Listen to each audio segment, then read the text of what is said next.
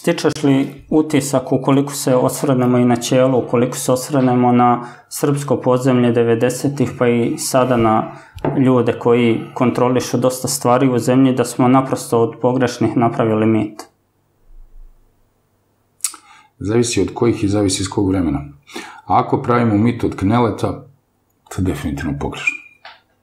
Zašto? Mogu bi to da razlažem, trebalo bi nam 2 emisije da pričamo o Kneletu. U najkraćim crtama. U najkraćim crtama.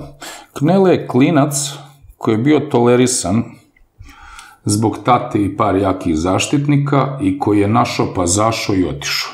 Ja ne znam kraće od toga. To je to. Ali ako pričamo, recimo, pokojnom Giški, ako pričamo pa čak i tom pokojnom Arkanu, to je već nešto drugo.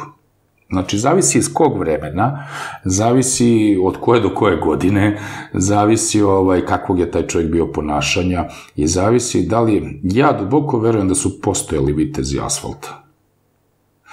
Sad, imamo problemi sa ovima što su danas živi, jer oni koji su bili časni, hrabri, pošteni, po znacima navoda koliko su mogli da budu, su izginuli ili u ratovima, ili su izginuli na ulici od onih koji su manje časni, hrabri i pošteni, ali su pokvareniji i bezobrazniji.